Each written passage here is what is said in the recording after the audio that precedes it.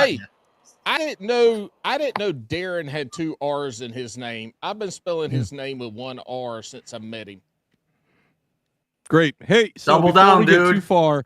before we get too far off the rails, because we do have Darrin Shipwreck Schweckenbecker on the show tonight. And we also got Paul and then their buddy on the other side. It's going to be fucking ridiculous. But before we get there, shameless plug. No, if you guys want Paul, to, not me, a different you got Paul. another Paul. That's right. So shameless plug. If you want to help support the show, go to patreon.com/bassandbrews. Become a producer of the show. It also give you access to the once a month live show, Last Call with Alex and Paul. And just to clear up what that show is, we don't have guests on. It's just me and Paul. Paul and I. Go ahead, Paul. There it is. And we actually talk to you folks, the listeners, live in chat. We talk about the November edition. We talked a lot about grilling, barbecuing, and then Paul had to leave halfway through because he was burning peanuts. But it's kind of like Bass and Brews, but it's really not fishing. We talked about monkeys. So it's even more kind of unhinged, but we appreciate any support that you guys would like to give. Also, make sure to head over to Apple Podcasts, leave a 5-star review, and then make sure when you write the review to be as mean as fucking possible, as mean as Apple will let you, because then we'll read that really mean review live on the show. Just make sure that it's a 5-star review. And I think we got through all of that. I just want to make sure that's through. Real quick on those 5-star reviews, we've had some people message us. Yeah. Damn. And say that Apple would not let them post the first version. Yeah, maybe don't be that mean, but be moderately mean. Hey, so make sure you do that. The other thing is when you come on the live show as a producer from Patreon, Alex, if you like crankbaits or 6 cents crankbaits, yep, Alex has a box and a half of them that he was supposed to send me September of October of last year, 2023, that he never did, and now he's given all that shit to y'all. We've got 3 months in on that, and I think he's only sent 1 box out. He sent it to the one man that doesn't need it, Will Big Inches, and that's the only one that I think he sent it to.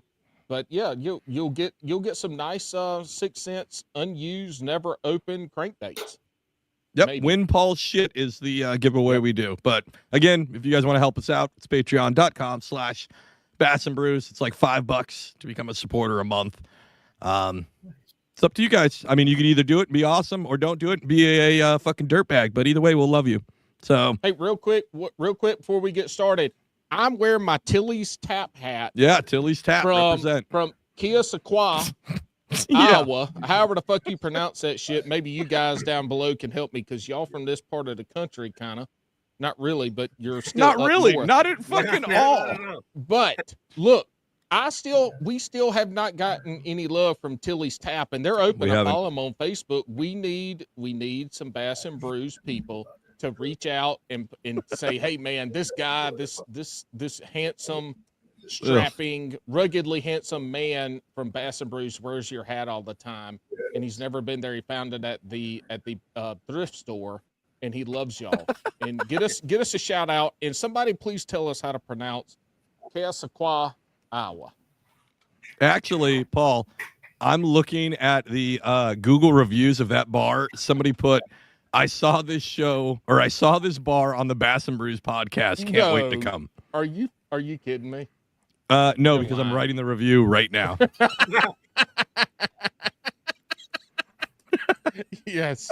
Look, we have a great show lined up for you, and Alex and I really have no idea what's going to happen, because, as he mentioned earlier, we got Darrin Schwinkbeck, a.k.a.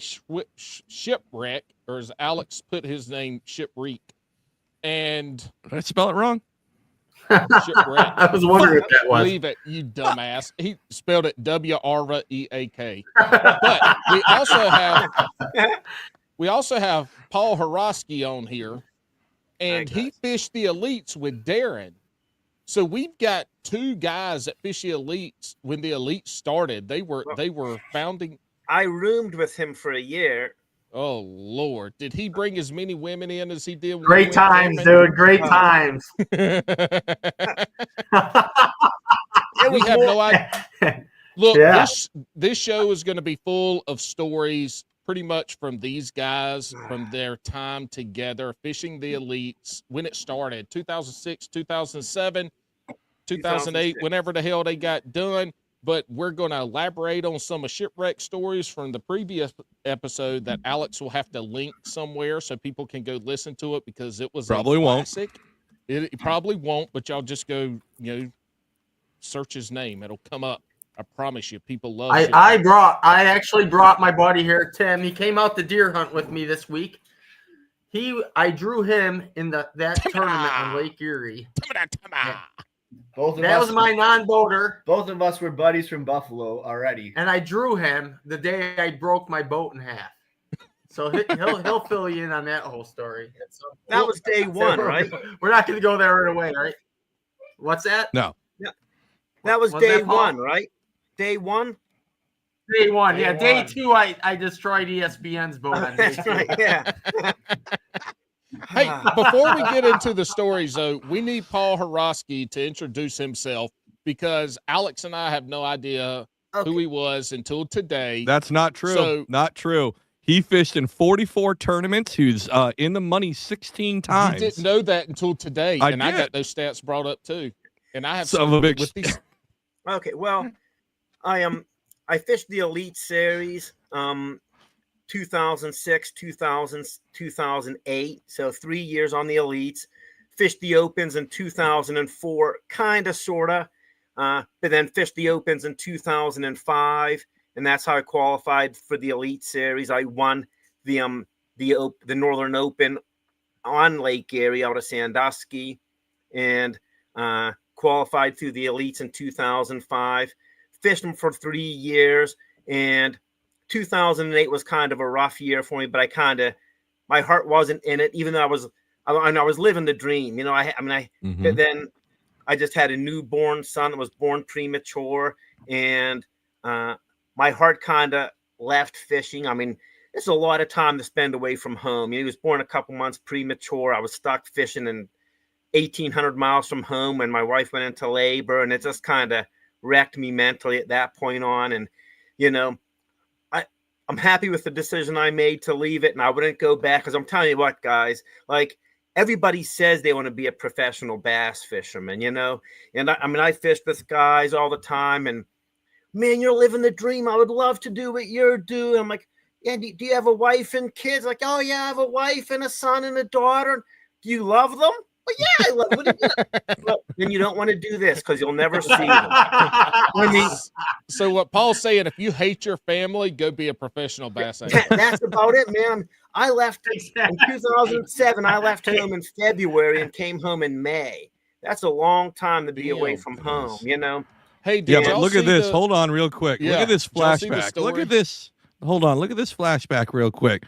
Look at this young man out here catching fish. We can't see it. I shared the screen. Alex. My bad. Hold on. Can't see it, Alex. There we go. Look at this young man out here catching fish. He hadn't aged a bit. Yeah. The old gambler. I still have that gambler. You still got that boat? Yeah. Damn. See, you take care of your shit, unlike Darrin. I still have Darrin. He fucking destroys them. Opposites when it comes to that. I have a boat still. It's just since I started kayak fishing, it's just a lawn ornament. Well, it's better than an ornament at the bottom of the fucking lake. That's right.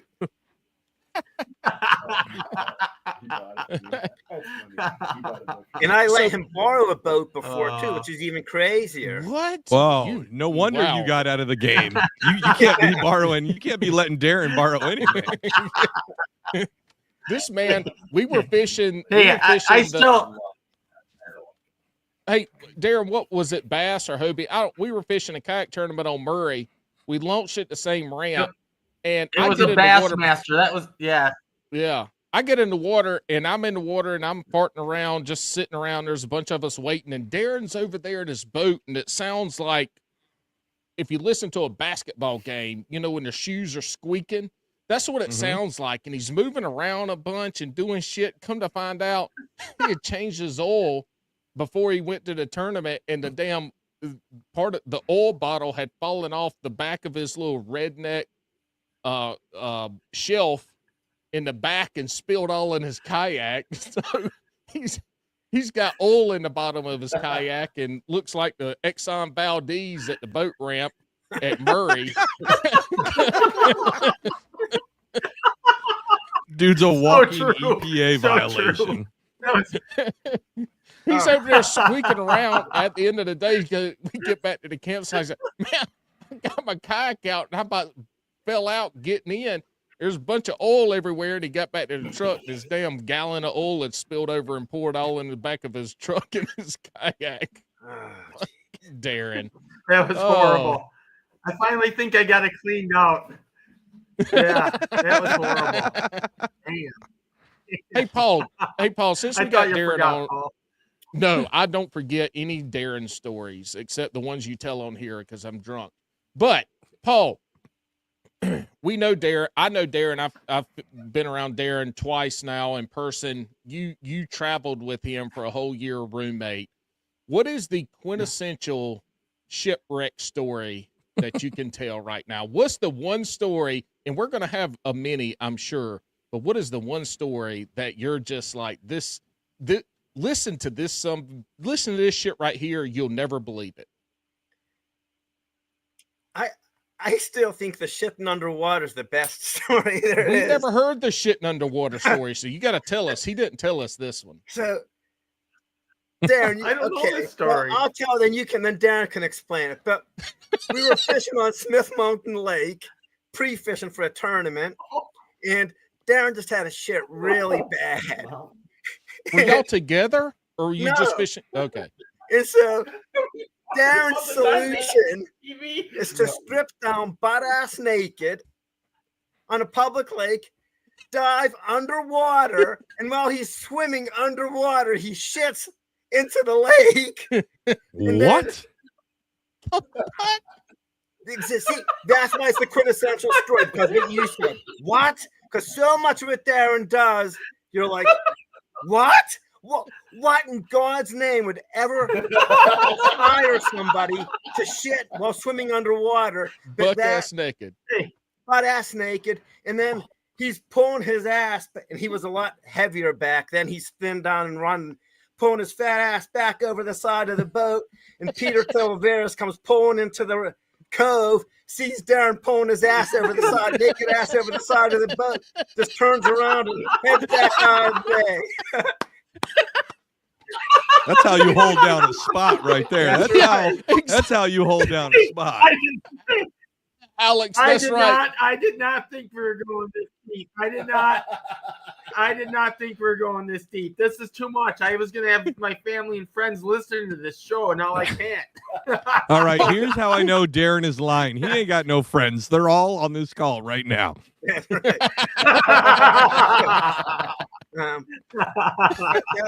So, what we want to know, what was the inspiration behind that, Darrin? That was a little bit of an exaggeration, but nature calls sometimes, and that's all right. Right. Darrin, you gotta go.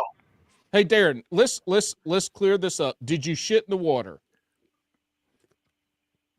I did. Okay. Were you naked? That lake is not safe to swim in anymore. Were you naked? What? Hey, answer my questions. Were you naked?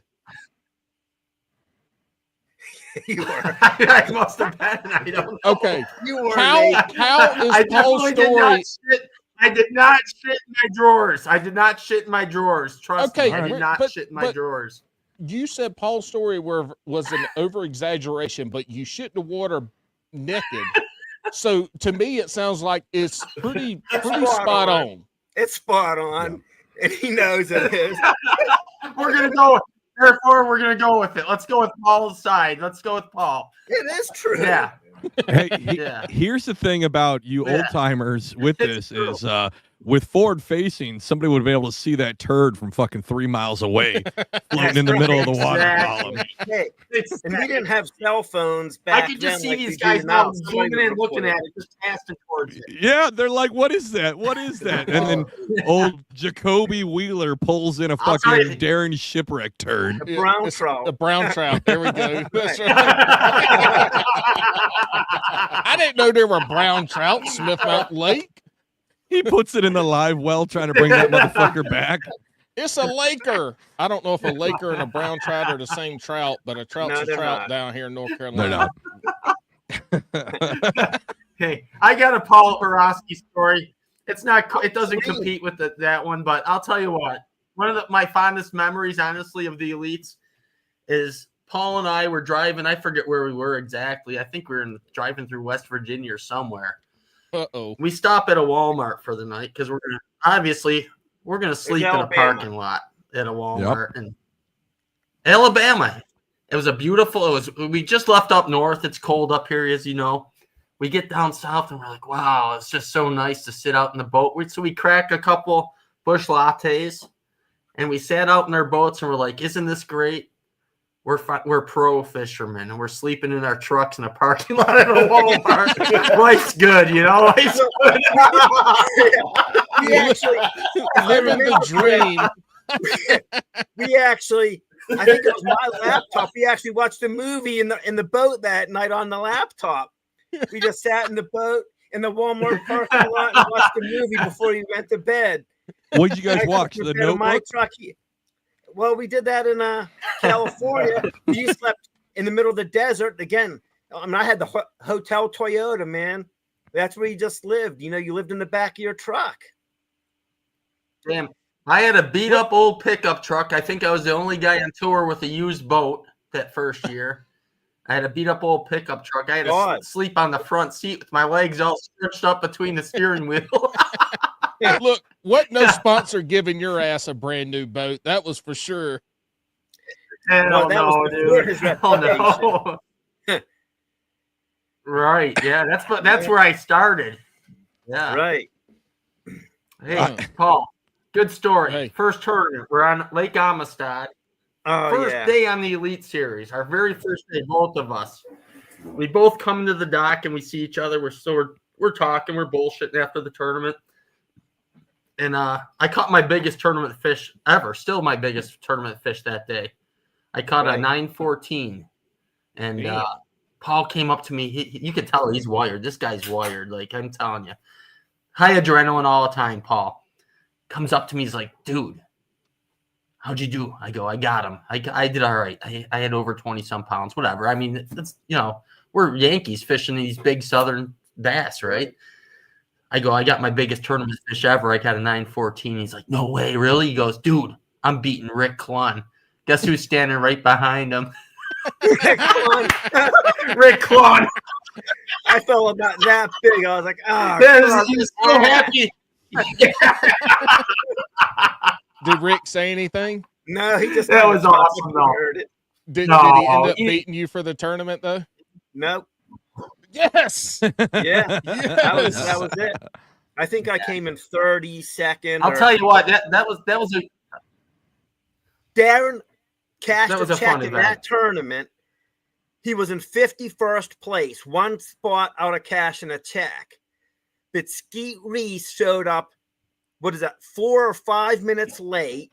Got penalized and dropped below Darrin. That's the only reason Darrin ended up cashing a check, and it saved his ass. Because he joined the Elites. Yeah. He was one and done. If he didn't cash a $10,000 check, he was going back to New York and it was over. Oh, shit. Mm-hmm. We didn't know that. Damn, Darrin. Yep. And I floated through that whole Yeah, that was it. Floated through that whole season that way. I went to the next 2 events. I got $10,000. I went to the next 2 events, and I cashed another check at Santee, which I just came back from. And that kept me going. And eventually, I dropped out. I was signed up for the Northern Tour and the Elites. I had to drop out of the Northern Tour. ESPN let me put my money back to the Elites so I could stay on tour because I wasn't going to be able to make it. And then I got a sponsor deal that signed me back up for the Northern Tour. And I ended up going to the next event and winning that one. Who was the sponsor? On the Mississippi River. So crazy. Who was the sponsor, Darrin? Who was the sponsor? Yeah, I had Cornerstone Recruiting. And I had Amsoil as a product sponsor. You had a recruiting agency sponsor you? Yeah. Which was awesome. The tournament he won, we had just got done fishing an Elite Series tournament on Champlain the week before. I actually qualified to fish the 4th day of that tournament. So Darrin went out to Mississippi, Iowa, to fish the Mississippi River. On my way out there, I got a flat tire, had some vehicle issues. I got 3 hours of practice on the last day, and Darrin hooked me up big time. Like, I was like, dude, I don't have anything. I spent 3 hours on the water, and that was it. And he's like, hey, dude, just give me this give me this part of the weed bed. You can have the rest of it. Just throwing frogs. And I found I had that and one little rock pile.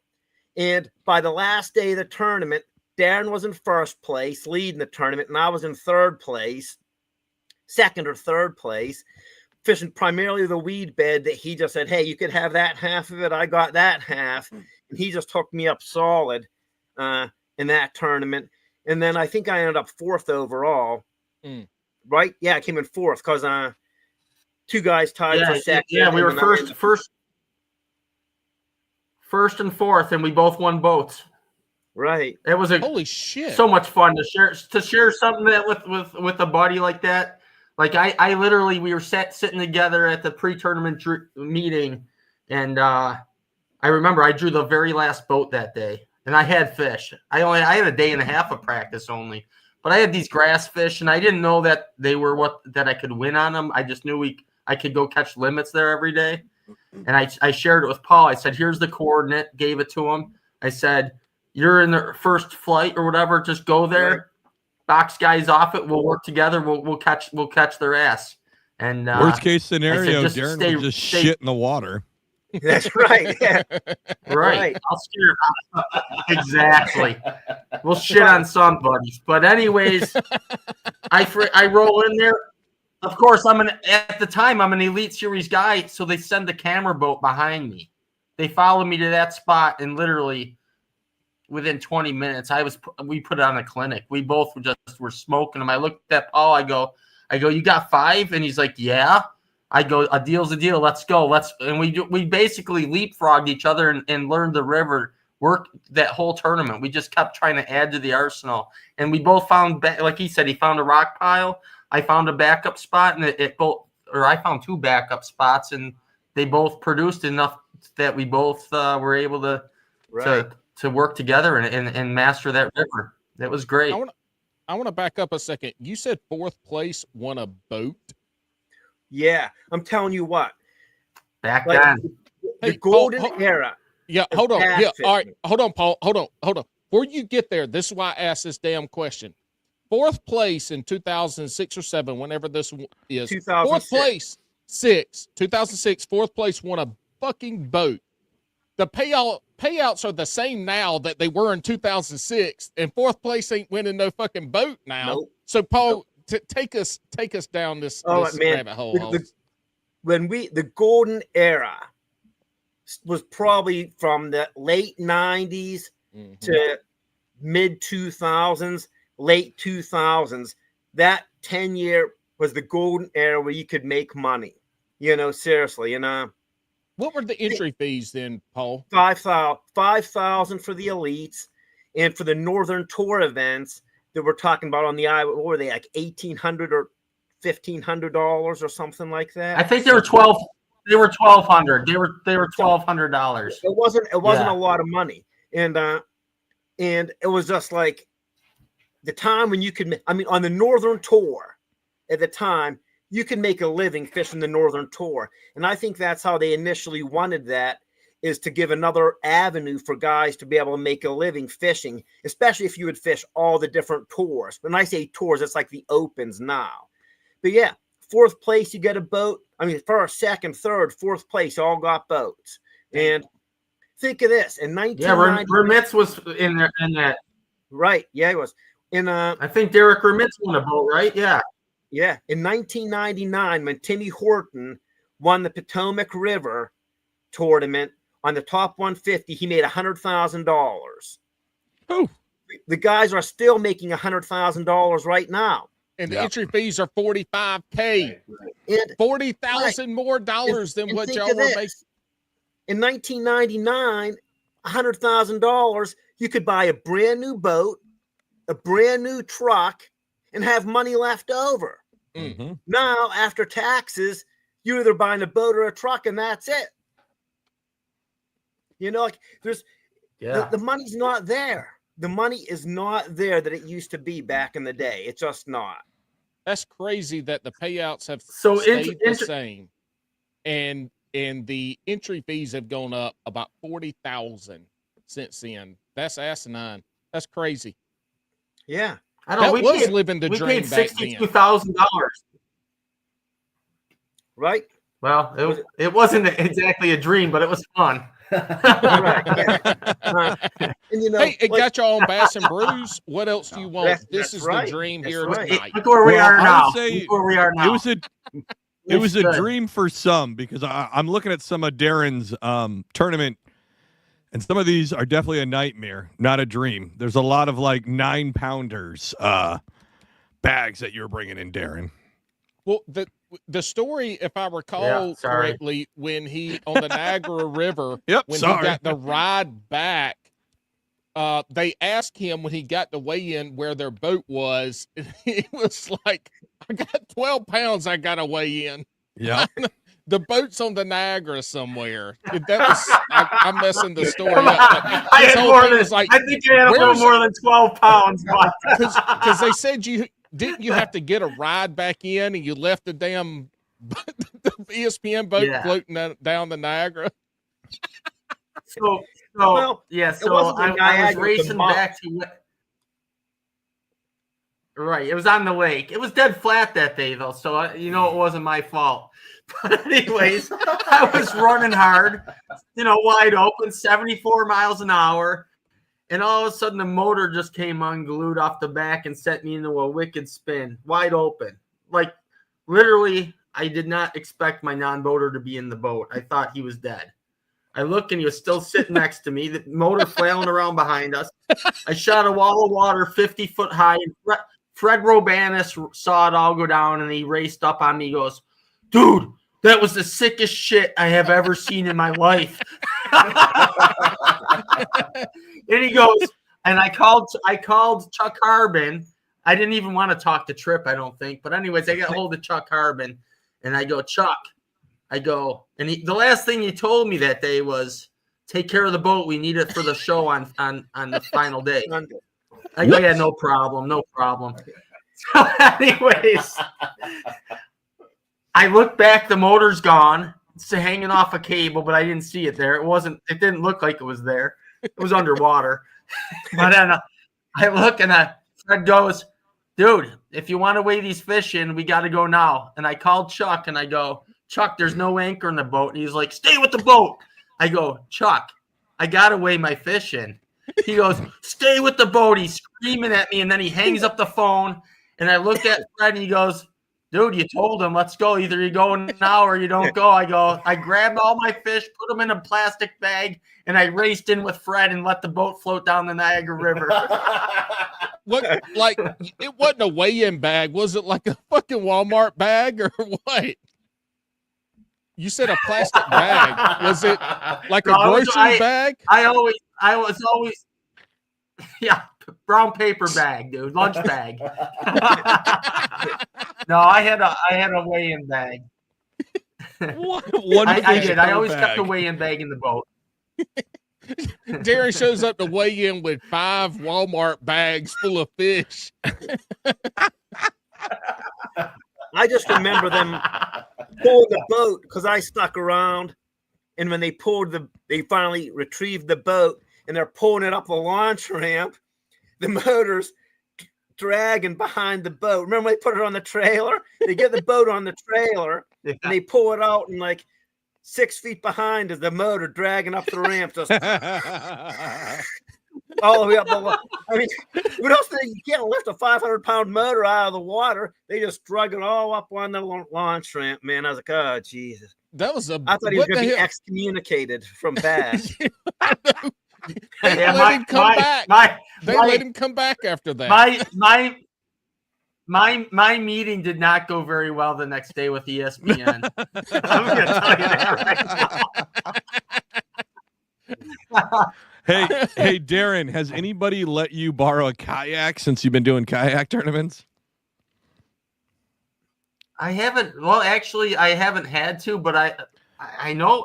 Paul said his kayak's got a hole in it, and I offered him mine. And he absolutely did not want my kayak. Yeah, well, that's a whole different story. One, nobody's ever going to let you borrow shit again, Darrin. You just send these things to the bottom. I know. Right. Paul was nice enough. He let me use his boat for a tournament. Did he? Yeah, he did. Yeah. I borrowed boats before, and usually they come back in one piece. I did actually. I had a spare gambler. I had 2 gamblers, so I let him borrow a spare one. And remember the time we fished the Conneaut Lake tournament? So I hadn't fished out of it in years, and I let him fish a local tournament here. So he opens up the rod locker. It's full of acorns and corn or something like that. A squirrel had made a nest in the whole boat. And he opens it up and he's like, what the hell's going on here? He didn't even realize that. But... Freaking dead squirrels were in there and everything. Let's say Darrin almost got disqualified for chumming. I borrowed a boat. So, yeah, I've got a good story actually. So, all right, I fished a tournament on Lake Champlain. Maybe one. I fished a tournament on Lake Champlain, and I remember I called Paul, and this was it was sort of surreal, but this tournament I found all these fish down in Ticonderoga. I mean, I was on the load. Last day of practice, of course, I blow a gear case. So I don't have my boat. I call a friend in Vermont. Said, dude, take my old Skeeter. I go, all right. You think it'll make it there and back? He's like, yeah, it'll be fine. I get down there. I had my limit. I had a limit in the first 20 minutes. My non-boater caught his limit. I went to my juice. I caught 2 5-pounders back to back. So now I'm over 20 pounds. And I told him, I go, pack it up. We're leaving. He's like, what do you mean you're leaving? I go, dude, I need this. I save these fish for the rest of the tournament. I go, I got more. Let's go. I ran in. I stuck a 6.5-pounder, and it put me way up. And he had 17.5 pounds. And I made a deal with a guy. We're going to meet at the bridge in Ticonderoga and ride back, safety numbers. Well, I'm waiting for this guy. He never shows up. I friggin' push it hard going back. I ripped the motor off my buddy's boat. Never made it to weigh-in that day. Come on. Never made it. I had 20-some pounds. I would have had a 3-pound lead. JT Kenny ended up winning that event, and there is no way anybody would have beat me that week. And I didn't even fish the next day. I'm like, I'm out. I'm done. I went and watched Ironman Lake Placid that next day, and I watched that race. I go, I'm going to do triathlon. I'm going to do Ironman next year. I didn't fish the next year. I went and did Ironman. Crazy. How did you? But you know what? Sometimes. How did you rip that motor off? I remember specifically almost in tears, and I called Paul that day, and he said, "Dude, you're a professional. Straighten out." I was almost in tears, and I was letting these fish go back into Lake Champlain, going, you know what? I should win a major on this lake. I know this lake. I've had so many 20-pound plus bags on Champlain, but I never string them together from day to day to win that event on Champlain. And I know I was one of the top guys in New York for a while, and that's because of Champlain. And Paul also, he loves that lake. Like we basically cut our teeth up at fishing those waters, and just it was a fond memory. And Paul was always he's always been one of my best friends, like in bass fishing. Like he said, like we'd share anything, like we do anything for each other to do better. And he's the first guy called that day. You know, and like even that tournament you won up at the Mississippi River, and we've both done solids for each other, but I had a good bag that day. And Darrin, remember you only weighed 4 fish. You had a limit, but you had one small one. You had a tough day. And he's like, I remember going in. Yeah. He's like, do I weigh this fish or not? Like, can I dink it? And I was like, dude, that's so, we played around with it. It was one of those fish that does it make the line? Does it not? And I was like, dude, if you weigh that fish and it doesn't measure, I'm going to beat you. If you don't weigh that fish, I can't beat you. You can't take the penalty, because if you do, you're toast. And I was being honest with him, and he put his trust in me, and he's like, all right, and you didn't weigh that fish. You tossed it back. And I mean, that's probably what gave you the W there. As it turned out, like there was 2 other guys that beat me. Well, we didn't know that at the time, but that was kind of a pretty intense moment there. Yeah. It's like, that's one of those moments you just say, man, I hope this guy's telling me the fucking truth. You know what I mean? Because I mean, oh yeah. I remember rolling up on you in that event, though. I came in on that grass bed late in the day, and you were parked on it. And I go, Paul, you got him? He's like, yeah. And I was struggling. I had a limit, but I had that little fish. I go, how much you got? He's like, 16 pounds. And I go, oh, no. I fed him the juice, and he's going to kick my ass. But he was just busting on me. You know what I mean? It was just a tough day. Yeah, it was so much fun, though. Yeah, I think the rush. It was all about the adrenaline rush. Yeah, I was just messing with you there at first. But, yeah, I think I had 12.5. But in that tournament, I had a super cool co-angler my last day. Like sometimes co-anglers were pretty rough. Other ones were really cool. So the dude wouldn't fish. He's like, dude, you have a chance to win this tournament. I don't want to fish, you know? So he just sat and watched all day. And then I found this rock pile. I was just crushing fish like crazy.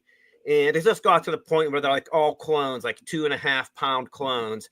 And then, no lie, the guy picks up his rod. He hadn't fished in 7 hours.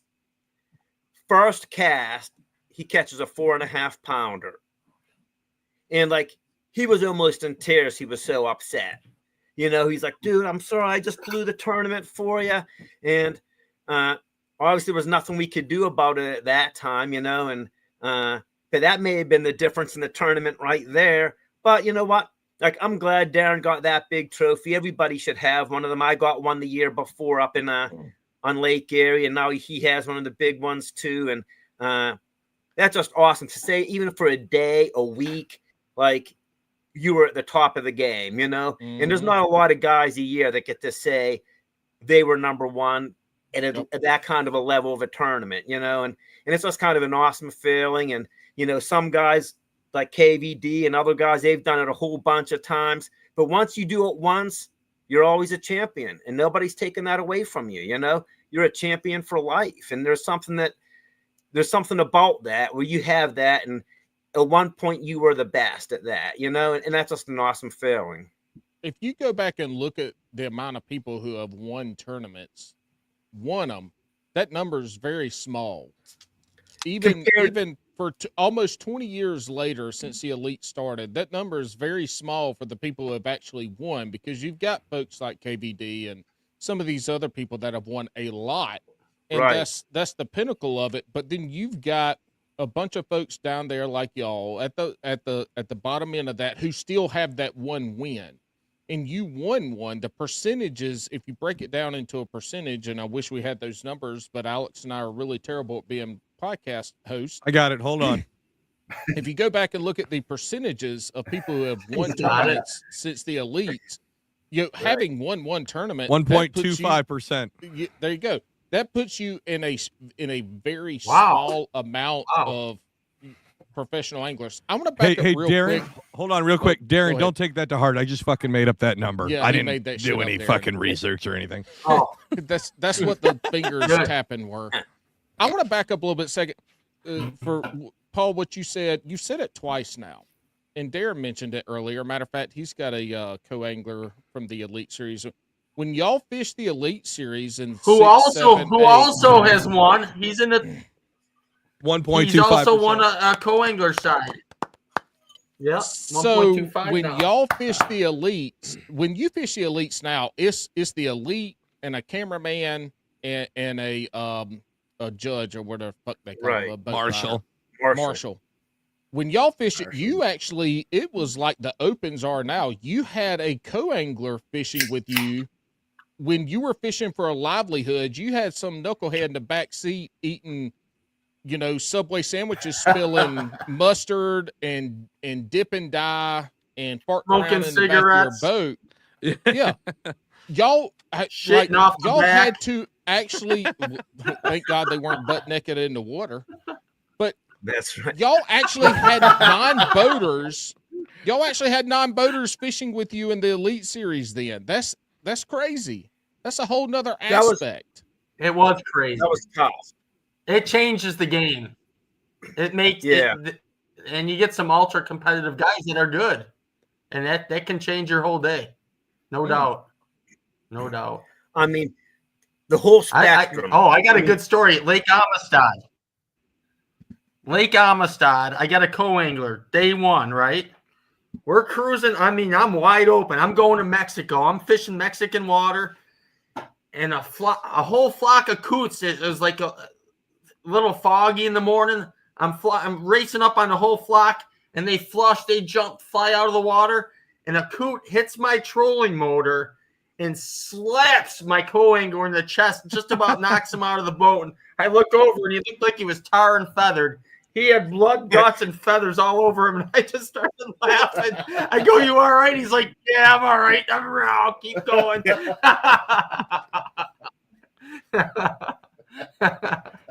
Listen, sometimes I'm going to say this. Sometimes that hurts. We've talked about Darrin goes up to Alaska. We were just chit-chatting. I took one of those little waterfowls when I was like 14 directly to the face on a fucking airboat as we were like pushing upriver inland. I took one of these things directly to the face, and I remember I had a cut underneath my eye. I thought I just got punched by the biggest dude ever. And then my grandfather goes, "Yeah, that's what hit you." And it was like the tiniest little fucking bird, but this thing smoked me. Like, it sucks. It was pretty funny. I wish I would have had a picture of that guy when blood, guts, feathers all over the place. Man, that lake, when we hit that thing, man, that was some crazy. That was crazy down there at that time. I mean, like I said, that was the golden era at time, even at Amistad, and it's not nothing like it used to be. But man, that was 50, 100 fish days, and just like so many. And the thing is, you'd see so many big fish, and we're Yankees, man. Like, to us, a 5-pounder's big, you know. Right. And I'll never forget the first day I ever practiced on Amistad, and I'm talking to my brother on the phone, you know, and I'm like, "Oh, damn, that's just a school of carp," you know. And I'm like, "Oh shit, those are bass!" Like, I had never seen bass that big in my life. I mean, you know, when you see big fish like that, you just keep on going. You don't think they're bass; they're just huge. It was crazy. I still remember that first day on the Elites. I had like 100 fish day that day, and I'm going through 3-pounders. I'm throwing a jerk bait way offshore, and Jimmy Houston screaming out, "What are you catching them on?" And I told him a jerk bait. And about 10 minutes goes by. He's like watching me catch him. He's like, "What color?" And I told him. And then I'm catching more, and he's watching. About 10 more minutes go by. He's like, "What size line?" I just started laughing. I yelled back. I go, 10 pound if you got the balls. And he just started laughing with that Jimmy Houston laugh.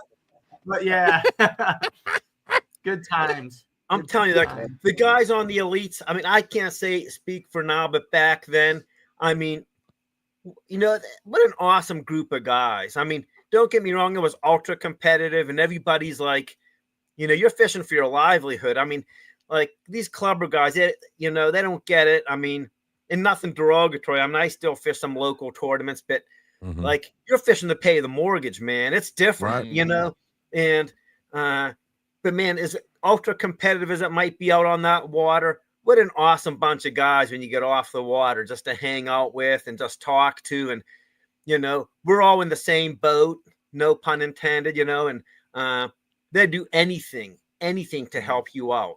I mean, I had on Lake Champlain, my motor blew down in Ticonderoga, and I had Davey Height drive me all the way from Ticonderoga all the way back to Platte. We're talking 70 miles by water. Damn. Take me all the way up to weigh my fish.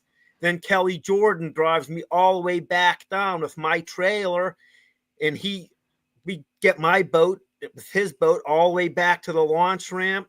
I get back to the hotel, and no lie, KVD's like, "Dude, you need me to help you rig." Damn. You know, and I'm just dropping big names right there. These guys didn't. I mean, I'm just Paul Horosky. I'm a rookie at this time. That's my first year on tour.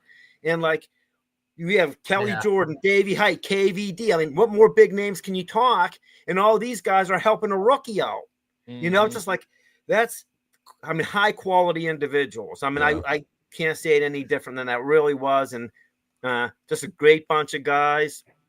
And then y'all went to the Walmart parking lot, flipped open the computer, and watched the movie. Drinking beer in the back of your boat. And then went to bed in the back of the truck. That's right. Well, some of us did. Other guys went to their fancy, restaurants and had a steak and a nice big king size bed and stuff like that. It's just Paul and Darrin with a pack of hot dogs and an open sky. That's what. No, man. I'm telling you what, I should have got a sponsor by. Yeah, like I can't tell you how many cans of cold SpaghettiOs I had. Vienna sausage, SpaghettiOs, whatever you had to do. Pop-Tarts for breakfast. Yeah. Good time.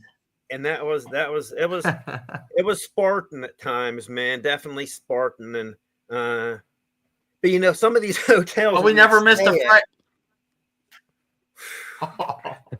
Man, they were rough. Some of these places, man. I walked into one motel I got. It was in Alabama.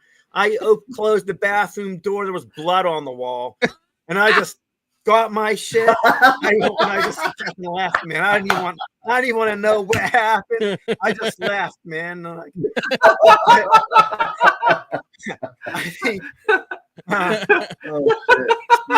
Speaking of Alabama and walking into rooms, that's a Darrin story. I mean, this dude was crazy. Like me, no, I was pretty even killed, He still is. He still is.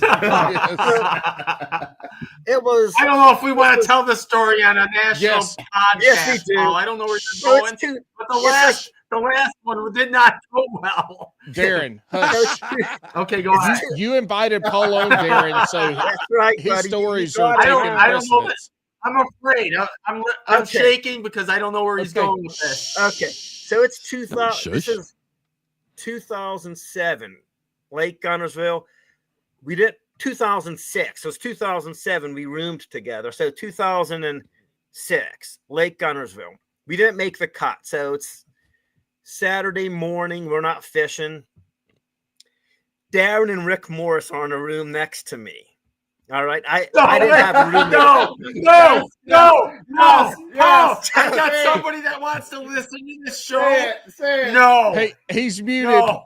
He's muted. He's muted, Paul. Go ahead, Paul. Tell it, Paul. He's muted. I can't diss my friend now. You really saying no, Darrin? He's trying to figure out how to unmute. Darrin, say something right now. Darrin, say no right now. On camera, he doesn't know how to unmute. Oh, now he knows how to unmute. He's not married and he doesn't have kids. You can tell the story. You can't do it, Paul. Oh, man. You can't do it. Oh. That's over the top. Tim's in the background, so tell it. Hey, guys, man, the naked story is different. The naked story is different. No. All right. You can't go. This is. Dude, I'm disappointed in you, Darrin. You can't go there with this. You could tell these guys off the air, but dude, you're going deep now. Hey, see, it's like I'm so clean. Darrin doesn't have anything comparable that he could tell me. Hey, listen. So, like, there's no blackmail. I have no blackmail. If everybody goes to patreon.com/bassandbrews and signs up, we will get the tell-all story for one of the last call with Alex and Paul's. Only Darrin, for the paying members. Hey, Darrin, don't worry. You have to pay to get that story, so nobody. It can't get put out to the universe. Is this the story of when I had the hook stuck in my ass in the parking lot? No. You can tell that story. That's the same tournament. That was the same tournament. I don't remember. Remember, you wouldn't take the hook out of my ass? What kind of friend are you? Yeah. Well, how could I possibly remember that when I have this other story that I'm like? I thought Darrin was going to expose all of this when he said, "Are you talking about the hook?" And I thought it was going to be an we ruined ER. Jamie Fraley about South Carolina with Rick. I'm talking about. I think we ruined Jamie Fralick that week. We ruined Jamie Fralick in that tournament, didn't we? I mean, okay. I think like you're. We'll have to do this on a paid exclusive. Like That's it. Netflix exclusive. I'm disappointed in Darrin right now. I love Darrin. We've camped out, we've hung out, and I'm disappointed that he won't let Paul tell this story. We eat steaks and bacon, dude. We eat steaks and bacon. I cook for you every night. You did. So steaks and bacon, dude. Like it was honestly, it was 3 or 4 years, and man, it felt like a lifetime of memories. And still, some of the best friends I ever made were during those 3 or 4 years, and just the amount of memories and experiences. It's just like, it seems like it's almost too much. Like every guy, I'm sure, could write a book on all the crazy ass shit that would happen. No doubt. I mean, it was so much fun. It was stressful, a lot of anxiety, but man, it was fun at the same time. You know, it was living a dream and a nightmare simultaneously. It was like, it was crazy. But if you think about it. Hey, dancing on the table with Kelly's belt. What's that? Sorry, Paul. No, go ahead. What were you going to say, Paul? I was going to say this real quick. Think about it from somebody like Alex and my perspective. We're younger than y'all, and so you know the people who are at the upper echelons of fishing 5 years ago. You know, before some of the old heads started to retire and all, KVD, people like that, y'all were fishing with them before they were the people. Y'all were also fishing with the Jimmy Houstons and the folks that we grew up with watching on TV.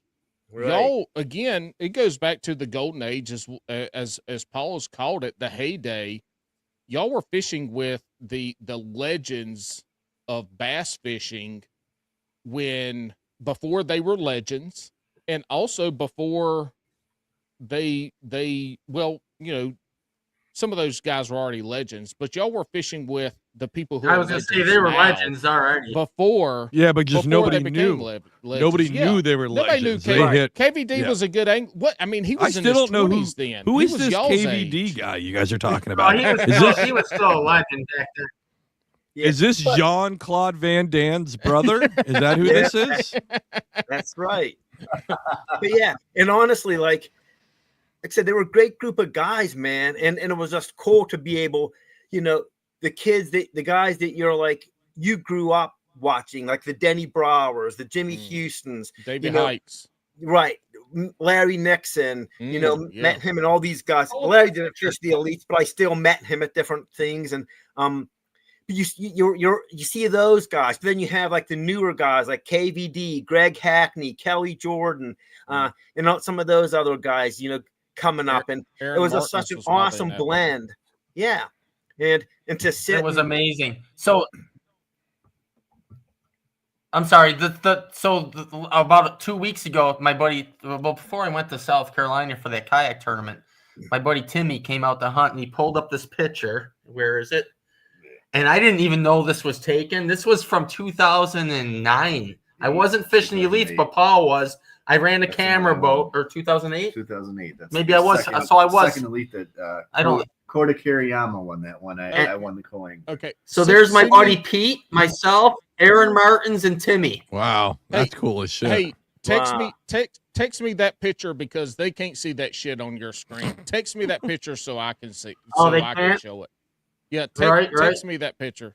Give Tim my number and tell him to. Yeah, he wants me to text it. Hold on. Yeah, give Tim my number and text it to me because we can't see that shit.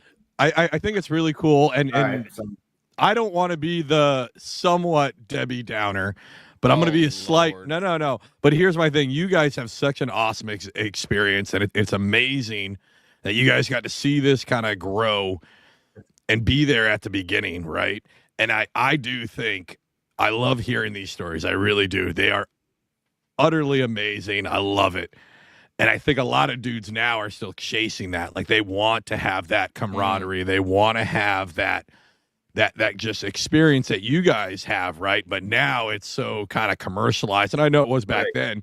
And like you guys said, you guys are fishing for your mortgages, right? But like these guys, I think you guys are kind of like that dragon that they are continuing chasing, but you guys got to be there for that framework, that thing that is cemented in so many anglers who's like, I want to not only make money fishing, but I want to have these stories, these beginnings, this camaraderie with this group of guys where it's almost like a brotherhood you guys got to form. It's insane. Yeah, I think there's some more venues. I think the whole online platform, podcast. Oh, here's the picture. Yeah, that's insane. Yeah. Alice, quit texting me during the podcast. So I you know, it's funny because I fished that national championship or whatever you call it for the Hobie, what do they call it, TOC last week. Yep. And I met a guy who's actually a little older than me, and I had a good conversation with him, and he actually got really choked up. I asked him what his wife did, and he told me, and he got really choked up and almost teared up, and he said, I want to do this for a living. And I was like, it's so hard to tell somebody, and I know I hurt somebody in the past by telling them, look, dude, like, it's hard to say it, but because it was our dream as well, so you don't want to really break someone's dream. But I said, dude, it's kayak fishing. Like, you're not, I don't see, I mean, maybe I'm wrong by thinking this way. I don't see making a living kayak fishing. And this guy wants to do it for a living. And I sort of unless you're Russ Snyder's.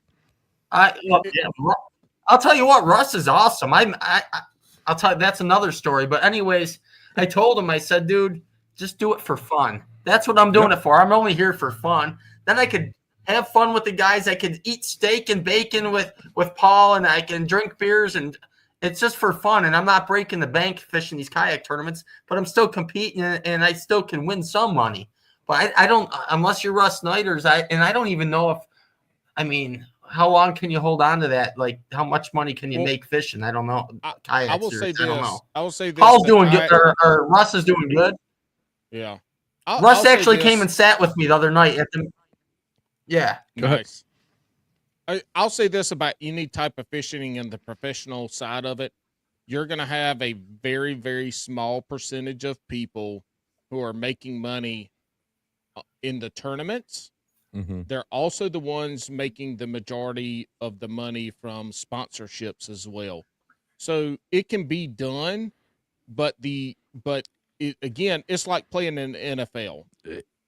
It's, 0.01% of high school 1.25. 0.01% of high school players make it in the NFL. Right. Like, it is such a small number to be a pro at anything. You can do it, but you've got to be on a whole, you got physically and mentally, you got to be on a completely different level to make it. But, Paul, you fished you said 3 years in the elites, and then you just gave it up. You had other aspirations to do instead of just traveling the country. And at this point in time, too, I think y'all were fishing some Western events as well.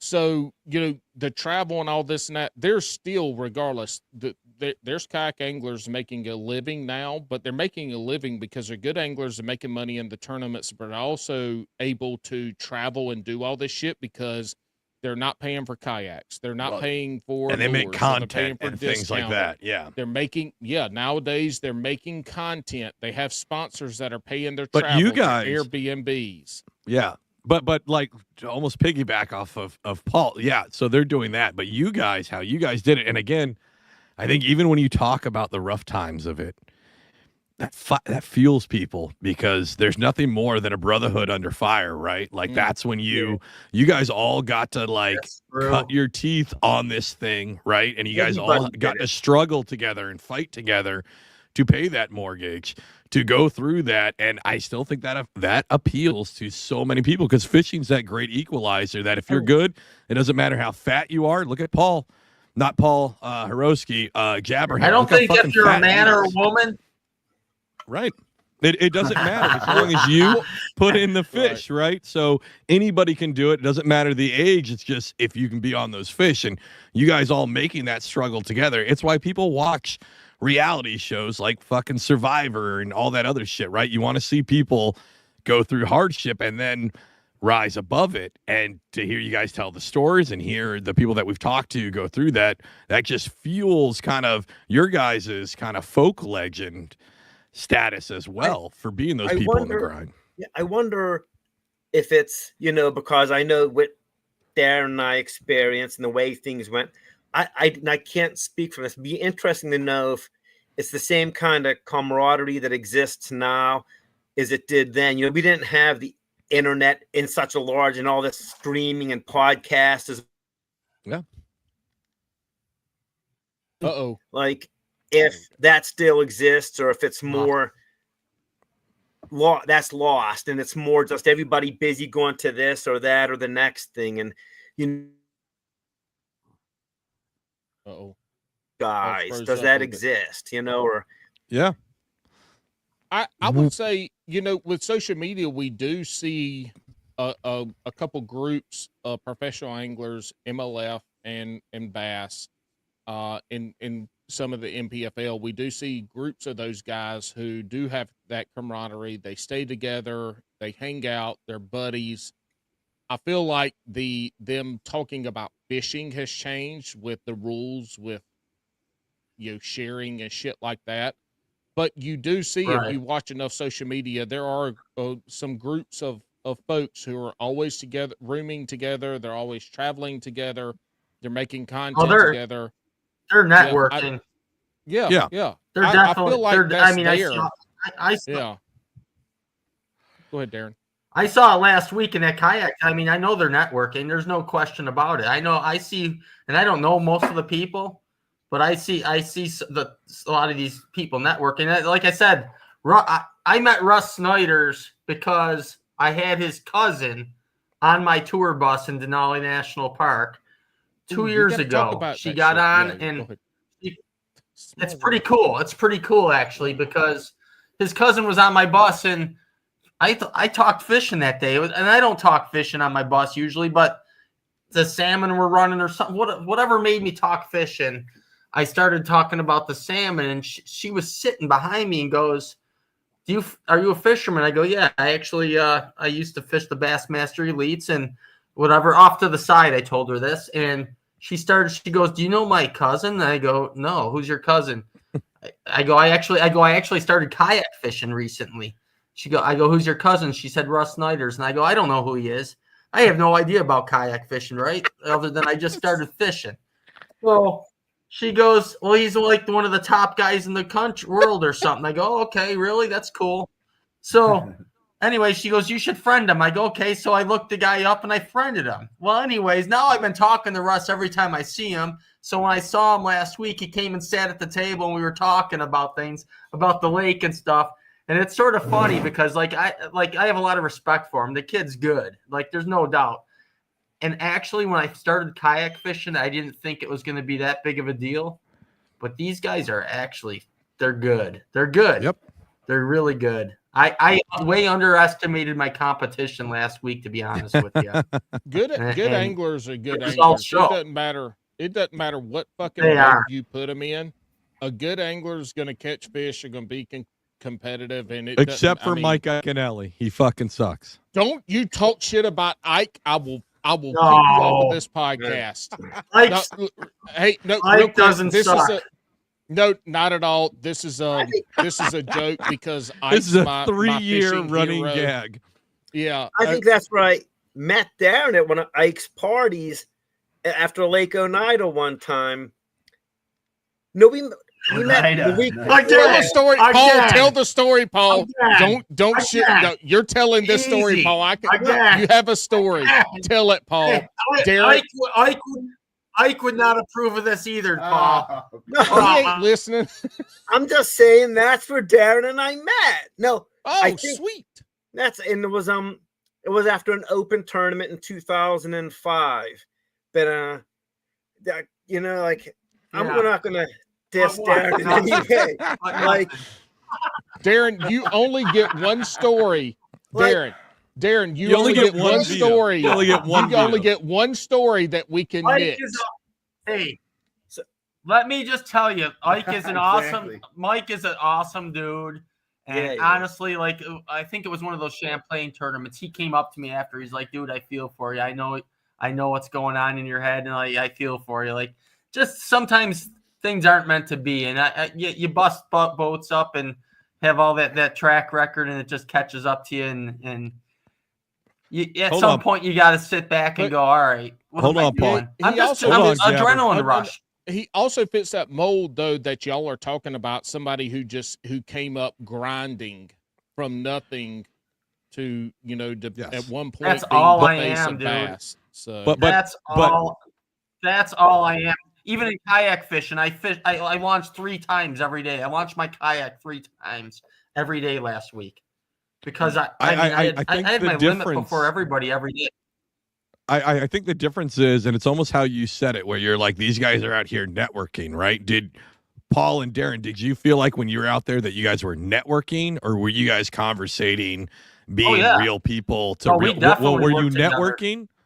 No, yeah, but like, I think the phrase of networking means like fake friendship for a professional gain. No. Okay. No, y'all wanted to see each other succeed. Not at all. Right. I mean, there was a lot of conversation. 100%. That was just bullshit and guys being guys. Right. And but do you think they're doing that now, or are they networking the way that I explained it? Are they networking not to see each other rise up, or are they networking to try to gain an edge? I can't answer that. I've been out of that game too long. Yeah, it's tough. Yeah, same here, really. I mean, I'm oblivious to it. I don't really care. I just go out and have fun. That's it. I'm in it for the fun now. Yeah. I'll tell anybody that. This kayak stuff, it's fun. Believe me, I'm competitive. Oh, you won't tell everybody everything. You've already vetoed 2 stories, Darrin. Don't say I'll tell anybody everything. Okay, this is like a lamer Darrin story. Here's like a lamer Darrin. I'm going to step out of the room. I'm going to step out of the room because nature's calling. Tim is going to tell you a story. Let it fly. Tim's going to tell a story. All right. Hey, Paul, hold on. Yeah, hold on, Tim. He's giving them guidelines. He's giving them guidelines. Paul, tell a story real quick. Paul, tell it. I'm just saying. All right, Tim. So, Tim, to preface the story, you were with Darrin when he broke his boat in half, which he told that story from his side on the previous podcast. Yeah. On the previous podcast, but you were his non-boater during this. Tell us the story of him breaking his boat in half. All right, so I signed up for the 2007 Elite as a non-boater. I'm from Buffalo, worked at Dick's Sporting Goods, which was like the only place that sold fishing stuff in Buffalo at the time. Knew Darrin from back in the day. All of us Buffalo guys knew each other. Sure as shit, we get the draw, and they say, Darrin Schwenkbeck from Depew, New York, Tim Creighton from Buffalo, New York. We look at each other like, you got to be kidding me. We're actually fishing together. So we're going to Canada the next day. We have literally from 5:30, and there's July in Buffalo. You probably got 14 hours of light. So 5:30 in the morning, we didn't have to be back till like 4:30 in the afternoon. So Darrin goes 60 miles an hour and 4-foot waves to try to go to a spot that's 35 miles away. We could have took our time and still had 10 hours to fish. I disagree. And he goes as hard as he can. Bam, bam, bam. I'm only probably 25 years old at the time. I'm 50 now. And at 6:30 in the morning, all of a sudden we stop. We smell gasoline. We're like gagging of fumes.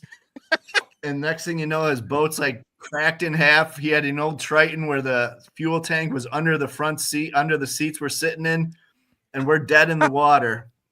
And we're calling Trip Weldon. We're calling everybody we know. And he calls a couple, husband and wife that used to fish Lake Erie Opens that we knew. Canadians. And they had a little marina, and Trip Weldon let us go in and like dry dock the boat, get everything fixed up. And we literally didn't make a cast till about 1 o'clock that day. And we both came in with 20 pounds. We both came in with. I don't think we had 20 pounds, but we caught our 5 fish and we got back. We both had probably 19 to 20 pounds.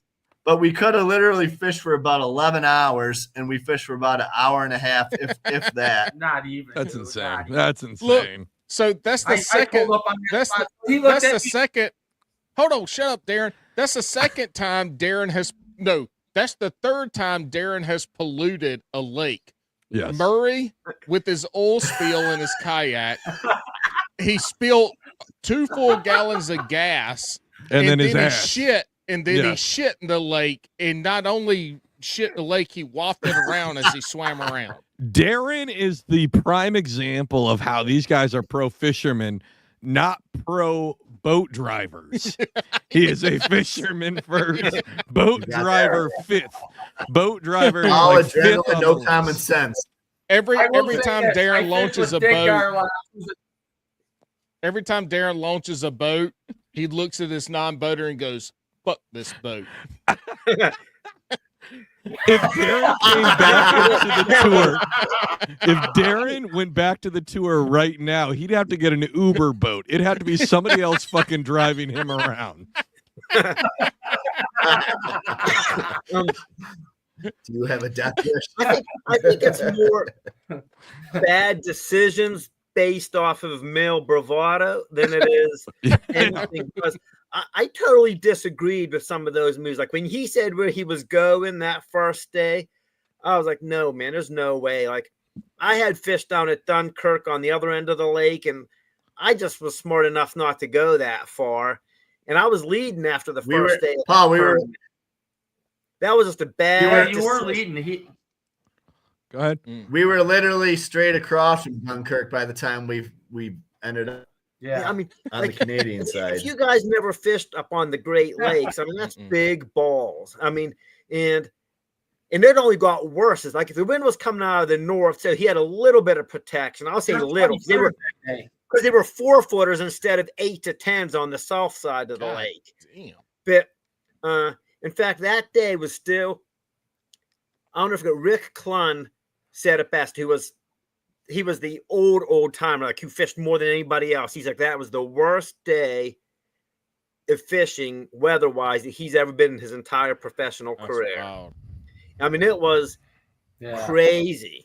And that's said, when Darrin decided to fucking open it up and be like, fuck this boat. Exactly. You know why? Because I had some elite guy come up on my area in practice and hit his GPS right next to my boat.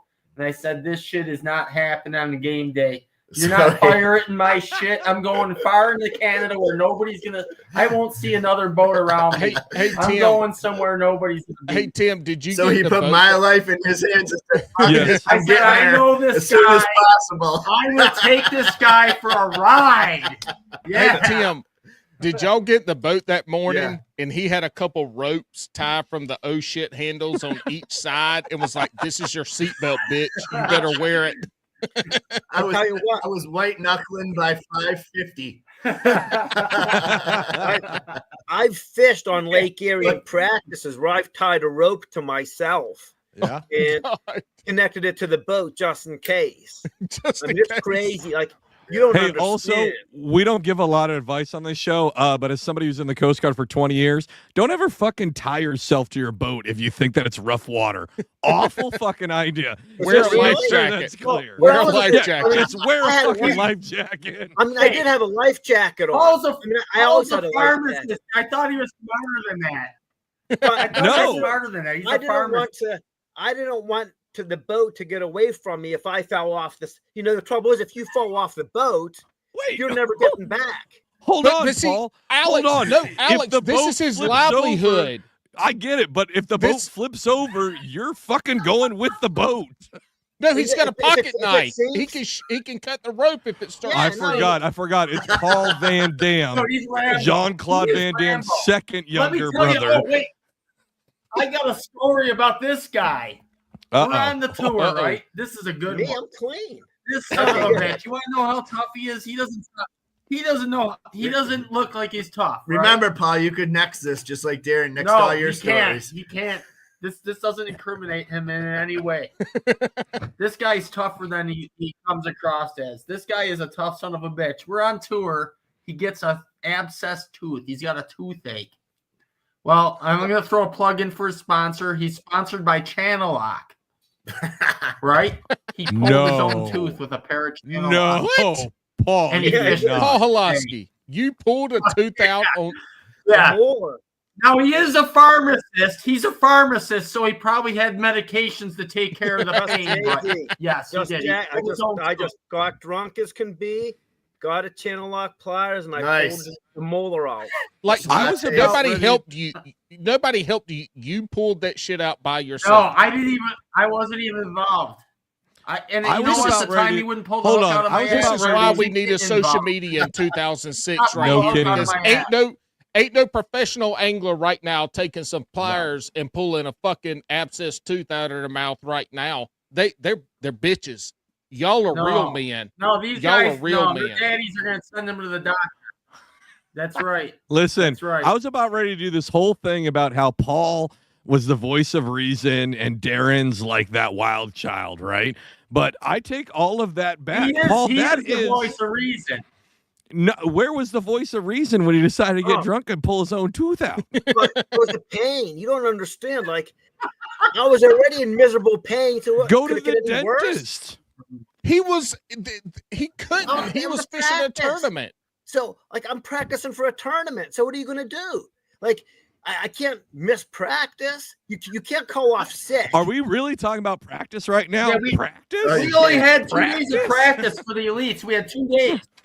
Yeah, I know. We had 2 but- days of practice. And Hey, Paul, two think questions. about this. We're 2 Yankees. We never been to these lakes. So we needed those 2 days. Oh, wait, this is down Never south. seen this Hold water on. Jabberhammer, hold on. You guys were down south when you did this, Paul? Yep. But all right, never mind. Channel Lock is the same thing as going to the dentist. Never mind. That's right. Fuck you, Alex. Same exact thing. Hey, Paul, 2 questions. Did you keep the tooth? Where is it now? Oh. And how did you finish in the tournament? Darrin wears it around his neck as a necklace. Look at that tan I got down Whoa, South Carolina. that's a lot of nudity. That's a lot of nudity, Darrin. We're going to get flagged. I just lost a tooth. I had a really good first day, but then I didn't have enough fish to follow up on the second day. And I think Where it was were really we? Do you remember what tournament? Gunnersville. What tournament? Oh, It was the Gville. Gunnersville. Okay. Yeah, it was the one where you had the pop bar bite going on, but then the one day got canceled because of the wind. The second day got canceled, and everybody fished day 3. But yeah, I had a good first day. I just ran out of fish on the second day, and I came in, I don't know, 60th or something like that, 70th, but I just tanked on the second day. Yeah, but none of those other people ahead of you pulled a fucking tooth out with some pliers. No. To practice. Nobody.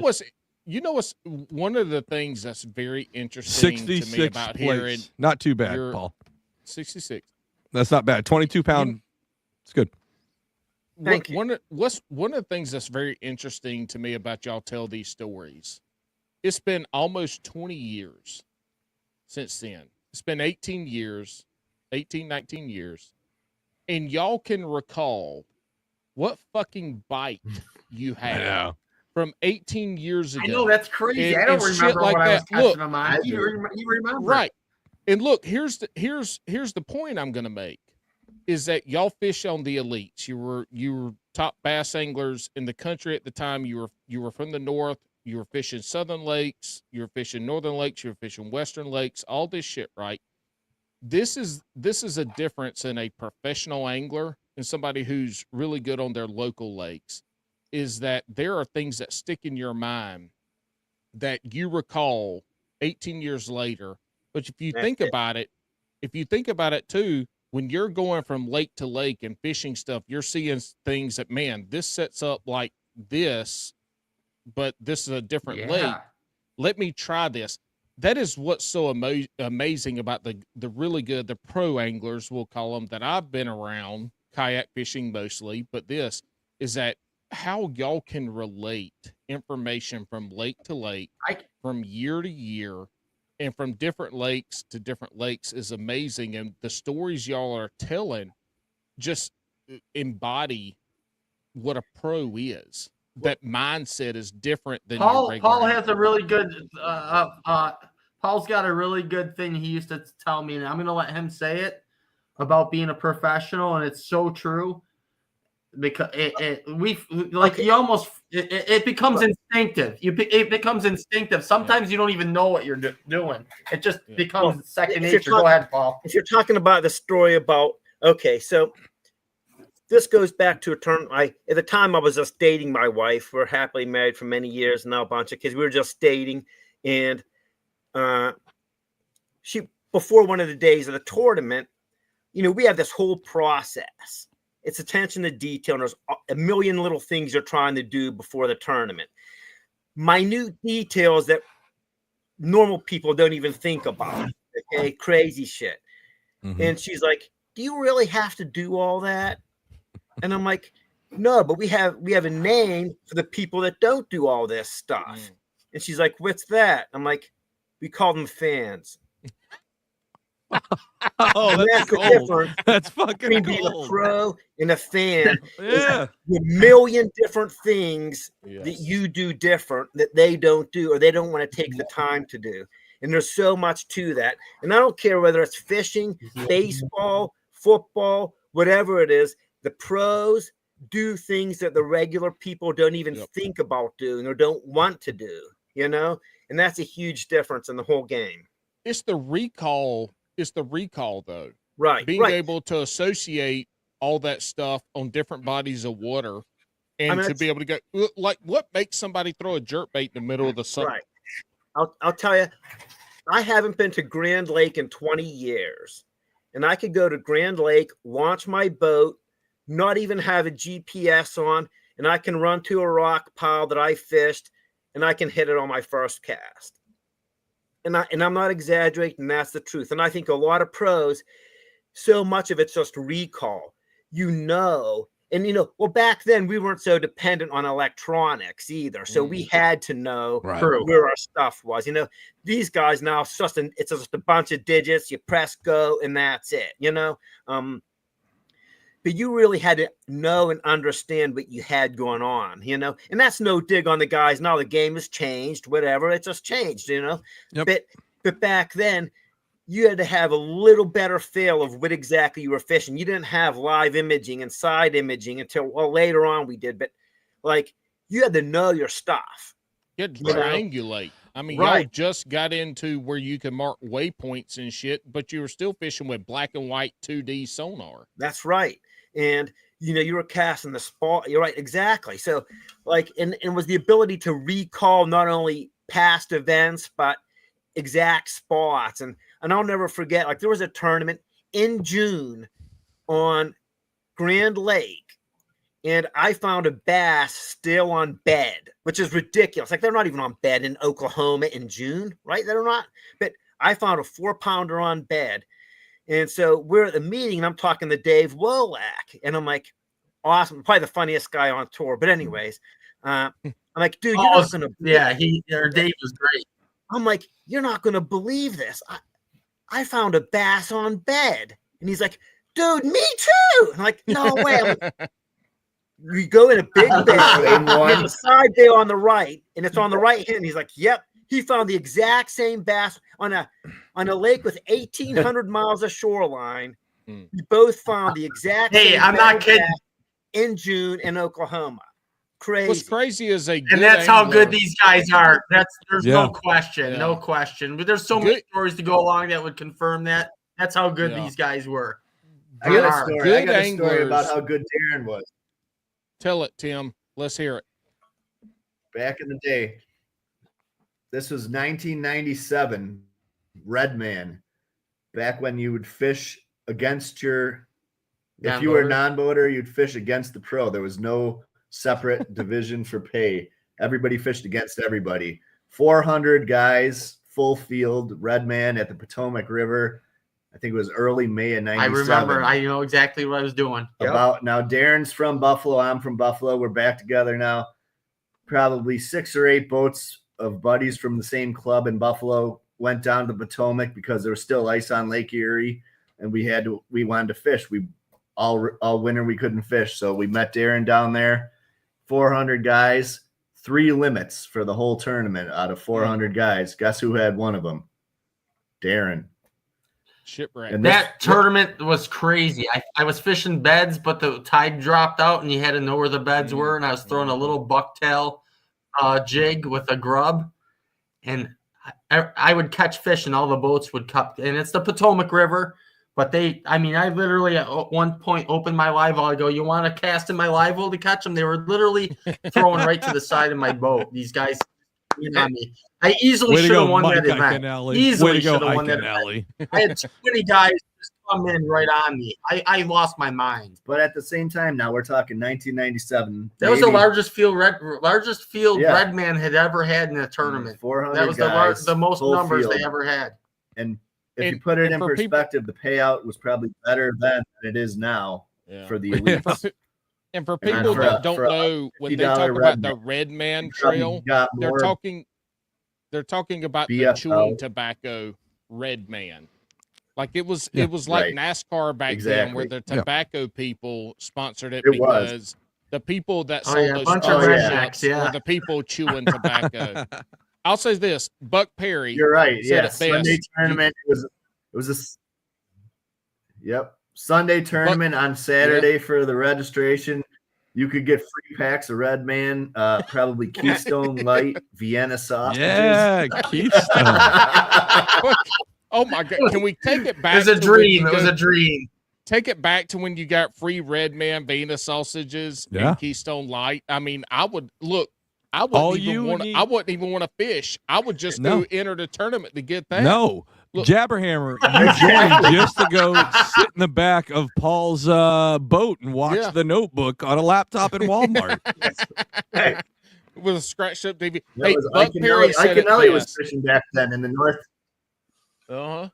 Buck Perry said it best. You can't catch fish where fish ain't. So a good angler knows how to find fish. The great anglers know how to catch those motherfuckers because finding fish is hard. But catching the fish.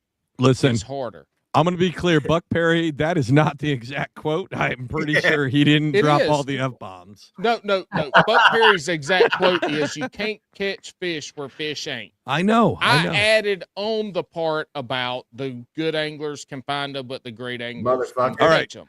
Dude, you lost me with Buck Perry. I don't even know who Buck Perry is. Because you're from the north. Spoon plugging. You gotta go look at spoon plugging. That was the shit back in the day, man. The 60s, the 70s. Matter of fact, the story goes that when they started bass, they went to Buck Perry, and Buck said you can't have trollers because the trollers will kill everybody with the spoon plugging. Right.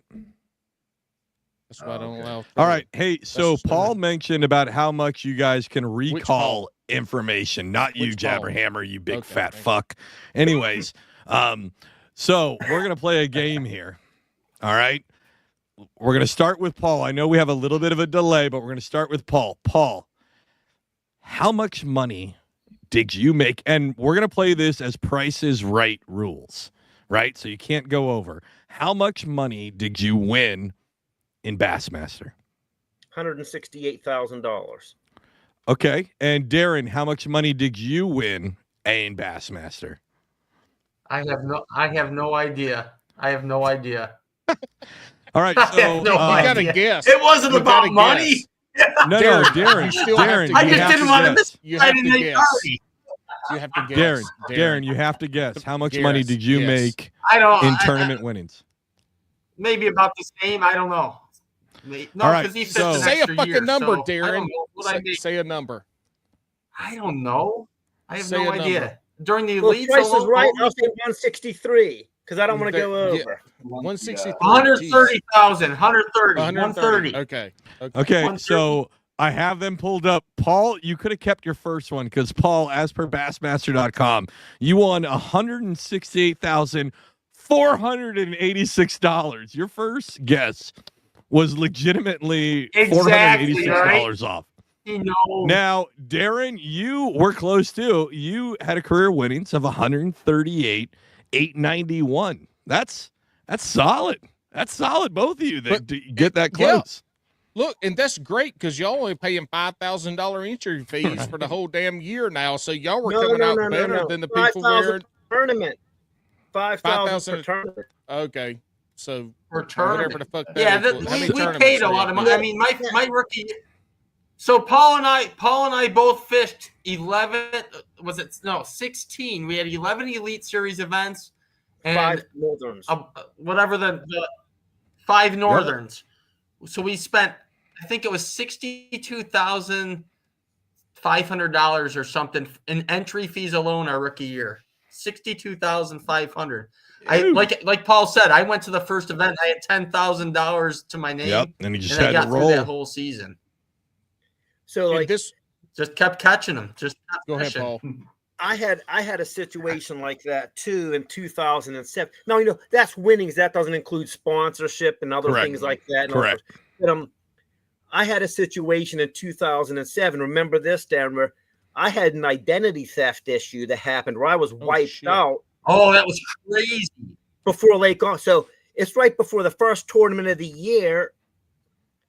Well, before I even left, I had an identity theft issue, but I had everything straightened out, or so I thought. So I get to Amistad for the first tournament of the year.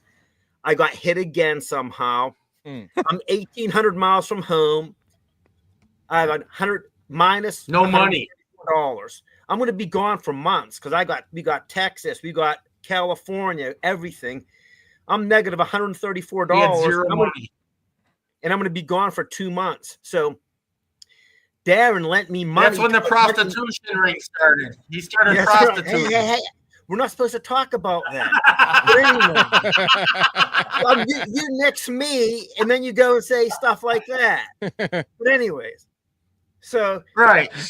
Yeah. He sold the tooth. He sold everything. He sold the tooth. That's right. That's why the tooth had to come out. Man. And so Darrin lent me gas money, but at the time, going back to this, I was dating my wife, and she was flying out to Texas because she was going to drive with us to California. And I told her, I was like, if I don't cash a check, it's over.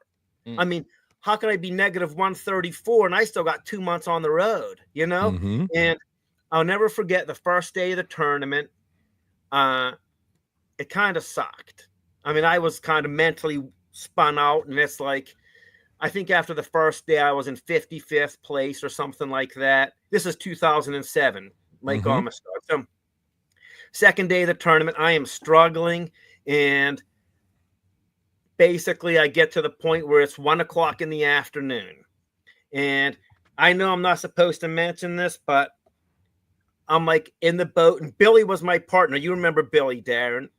And Yep. 1 o'clock in the afternoon, I have like 2 fish in the boat. I'm way behind. If I don't cash a check here, I'm done. I say, God, if you can't help me now, don't even bother, because it's done. It's over. 3 minutes later, I see a 6-pounder cruising. I flip to it. Boom, catch it. Couple minutes after that, whack, I catch another 6-pounder, catch another 4-pounder, catch a 3-pounder. I weighed like 22 or 23 pounds that day, and I caught them all like within 15 minutes. Damn. Cashed a $10,000 check. Yep. And that set me up. Now I have a $10,000 check from ESPN, 1,800 miles from home. All my accounts are closed. It's just Paul riding around in his truck with a giant ass fucking check, trying to figure out how to cash this big ass. Happy Gilmore. Happy Gilmore checks. So down south, there's all these check cashing stores. Nobody wanted to cash my check. It's ESPN, man. They're owned by Disney. It's not going to bounce. So I finally convinced one check cashing store to cash my check. they took 25% of the check. Oh no! Damn. So 10,000 turned into 2,500.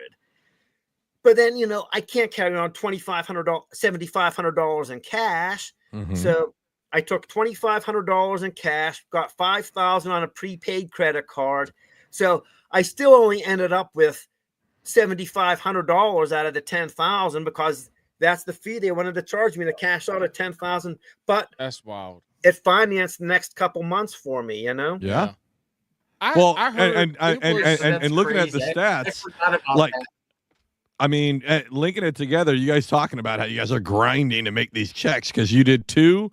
After that, you did Stockton and Lakeport, where you didn't cash a check, but then you went to Georgia and cashed a $10K check there. Well, I'll tell you what. I just missed at Clear Lake. I think I came in 51st or 53rd, if I remember correctly. Oh, 53rd. My God. Again, about the recall. Paul nailed it, though. You were 53rd. Hey, tell the Clear Lake story. So tell the Clear Lake story. Yeah. So, anyways, yeah, like you said, I had a couple times I wasn't cashing checks. This whole identity theft had me so spun out, and at the time, like they were accusing me. Like identity theft then isn't like it is now. You know what I mean? Yeah. And I had a mountain of paperwork and trying to defend myself against stealing money from myself, which I don't understand. But and I steal money from myself all the time. Yeah. So I was seriously on my way driving from California, and I just told my girlfriend and wife now, I was like, I just got to walk away from this because it's stressing me out so much. I can't concentrate on fishing. Mm-hmm. It's money gone. I don't even care anymore. And it was after I finally just let go, because so much of fishing is mental. After I let go of that, I cashed a check in the very next tournament after I mentally let go of that. And then fished that big bass thing, a Toyota big bass thing, and I cashed a check in that also. And but sometimes, like, you know, fans don't understand like what's going on in a pro's mind. Like how can you have that burden of your life savings is gone? I mean, it was everything. I mean, I lost everything. And you know, how can you concentrate on fishing when you have all that crap going on, you know? And there's a lot, there's still a lot of things going on for guys, but that's beside the point. Dan, you could tell the story about Clear Lake. Really? Well, I'll make, I got to think of how, all right. So I found something pretty special at Clear Lake. Pretty amazing, actually. And, Paul and I shared a lot of stuff together. Obviously, a lot of people probably wouldn't trust somebody, but I always trusted Paul. And I said, dude, I found the most amazing shit on this whole lake. And I said, if I draw a bad number, we were at the pre-tournament meeting. Or no, it was before that. We were the last day of practice. I go, dude, I want to show you something. In case I get a bad boat number tomorrow, you need to go in here first. I told him, I go, pull in there, make one cast with this swim bait and see what happens. He makes one cast. He caught a 5 or 6 pounder. I go, don't make another cast. I go, I'm telling you, this is loaded. The swim bait was bouncing off a bass. It was crazy. I go, it's so loaded, you're not going to believe it, but I'm going to win this tournament if I get a good number. Meeting goes by, I get boat number 3. I told him, because I told him, I go, I want you to go there first. If I get a bad number, you need to go there. I get boat 3. I go there, and literally half the field starts pulling in and casting over top of me. I had my limit in the first 5 casts. They're all 3-pounders. They're all 3-pounders. I got so spun out and pissed off at some of my competitors that I left. Several 10-pounders were caught there that day. They just tore it all up.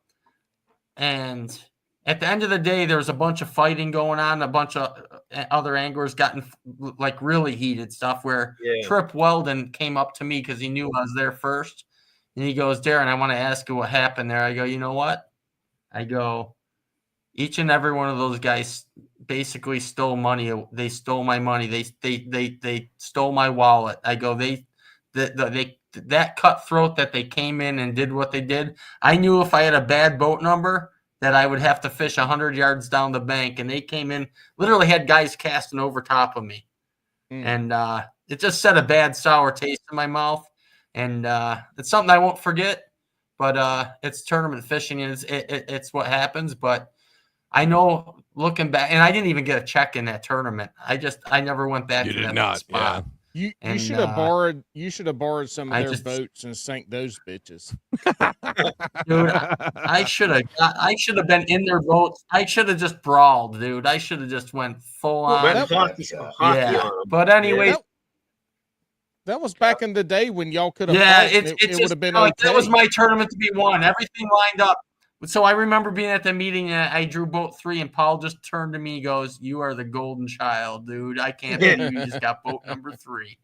He knew, he saw it. Like, literally, there's a dock right there at this cut. I go, just look at that. There's like 3 8-pounders just sitting there like batteries sitting underneath the dock. I'm like, it's that loaded, dude. There's like giants just moving in. What? So this is 2006. I've never seen that stuff. 2007. What kind of swim bait? 2007. What kind of swim bait were you throwing back then? Because that was before. I was throwing a Bastrix. Bastrix. I was throwing a Bastrix. That was the Bastrix. Yeah. Mm-hmm. Yep. It was crazy. I've never seen anything like that before in my life. It was nuts. There was that many big fish there. Like, honestly, if someone had that to themselves, they easily would have broke all the bass records. Easily. Oh, yeah. But they just split them up. Everybody came in and just fought over it. Yeah. In hindsight, all the records would have been broke on that. You should have thrown an anchor, and then everybody would have had to stay 50 yards from you. That's true. Was that a rule back then? That's true. Yeah, there was an anchor rule back then. Yeah. No shit. Yeah. Tell us about the I anchor should have rule, threw the Paul. anchor. He just fucking said it. Yeah. Paul? If the anchor rule was that if you threw an anchor, nobody could come within 50 yards if you were anchored. And the only thing you weren't allowed to do is to block a route of navigation. So you would have to let people pass through. Like in the case of this canal, or he would have to let people pass through. It was a mouth of a canal. Right. Yep. But they wouldn't be allowed to fish. And you could not exclusively let some people pass through and not others. Either everybody was allowed to pass through. Right. I mean, if it wasn't blocking a route of navigation, it was an all or none rule. You either let everybody else pass through or encroach, or nobody. So, but it was a 50-yard radius from your anchor spot where nobody could fish. Paul, you're messing him up right now, because I can see Darrin going, "Fuck, I should have just thrown that goddamn anchor out. Fuck." Just tied a rock to a rope. Fucking anchor. What the hell's wrong with that? Dude, why didn't we think about this then? I could have been anchored the whole time. I feel sorry for that honestly, you could have went and bought some Darrin shipwreck crankbaits. Instead of KVD crankbaits, they would have been the shipwreck crankbaits if you would have just thrown that fucking anchor. Hey, look, for the young guys listening too, back in 2006, there was no spot lock on your trolling motor. You actually had to roll. No. You actually had to do your trolling motor the whole time you were out there. That was called a marker buoy. Exactly. That was called a marker buoy back then. You had to have 2 marker buoys. These little black buoys, they were only about like 2 inches by 3 inches. Egg shape. Yeah. And just throw them so nobody could these guys with the big orange ones, like you can see them from halfway across the lake. You painted them black so no one could see them. That's right. That's right. You gotta have a buoy where you need to cast from and a buoy to where you're casting to. But if you were good, like you guys probably, I just learned this whole anchor rule thing tonight, and I'm going back. I'm just spinning out about the anchor thing. Why didn't they think of that? I don't know, man. Alex could be giving away Darrin Schwinkbeck 6 cents crankbaits But instead, no. Darrin Schwinkbeck is on Bass and Brews tonight, kayak fishing for a living. Look, I'm happy here. This is my happy place. Oh, he would have spent all the money on prostitutes anyway. But you didn't mean to do that. Hey, he has to get Paul from California home. That's the only reason. There are no prostitutes, Paul. Come on. The second night of Murray, Darren's like, I got a girl coming over. And I'm like, dude, what? I said, she's staying the night. I said, Darrin, y'all can't be loud. There's a family like on either side of the campground. What the hell is going on? They're gonna learn some business tonight. It was nothing extravagant happened. There were no noises. He was good. She was frustrated and upset. There was nothing. Yeah, there literally. I think she slept in the car, but yeah, she did. Yeah, it ended up going better than I thought it would. Because I was in a hammock like 10 feet from his tent. I was like, I'm trying to fish tomorrow, man. He had already caught his limit that night.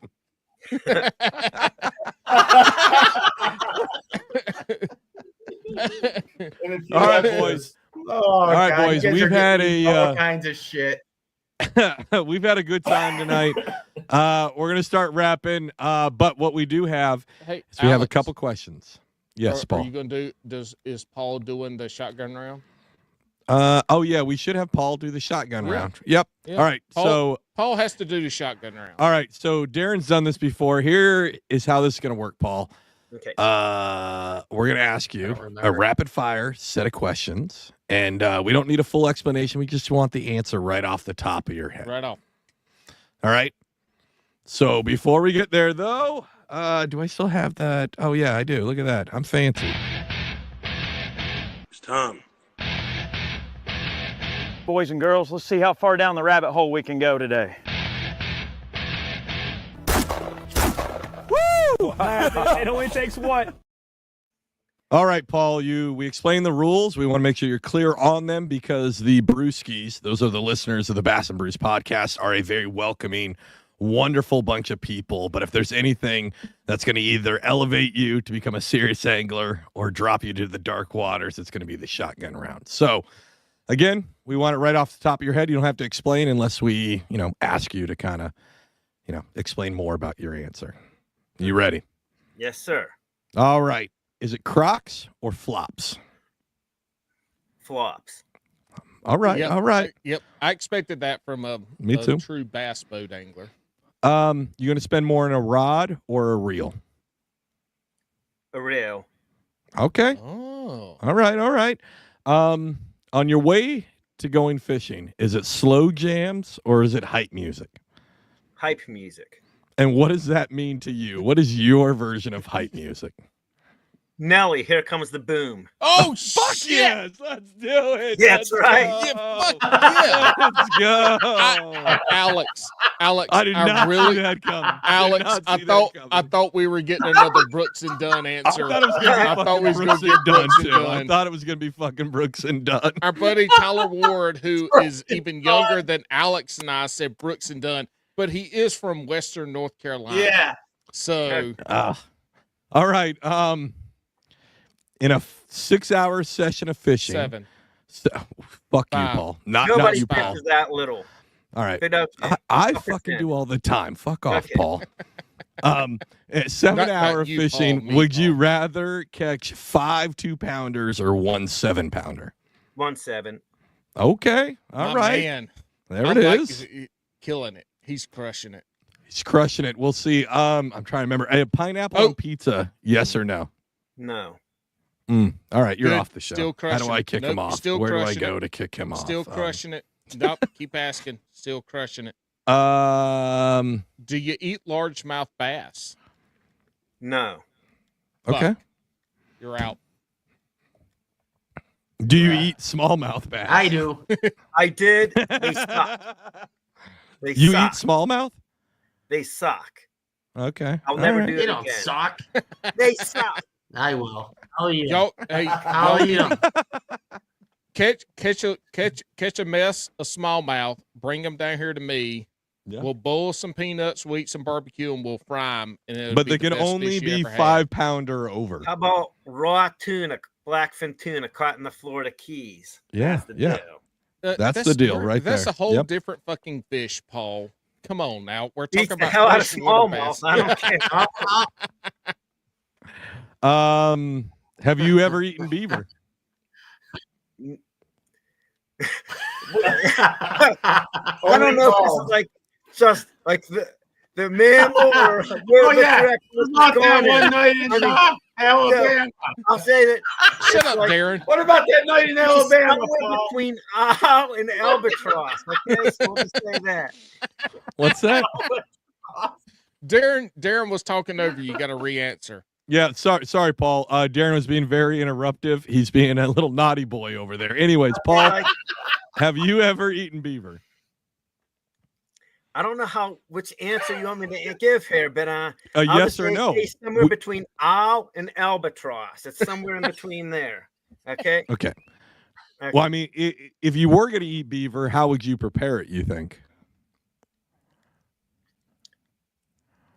Raw. He fucking did it. He fucking did it. There's only two people that have ever answered that question Paul, like that. We've been asking this question for 3.5 years. 3.5 years. Only 2 people have said it raw. You and then a young 22-year-old man from Virginia are the only ones to say raw. What'd I say? Did I answer that? Yes, you did, but I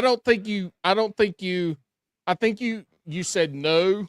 Even though y'all are from New York and there's a ton of beaver up there, and it's very delicious if you cook it like barbecue. But Darrin, I don't think you caught on until after the podcast was over.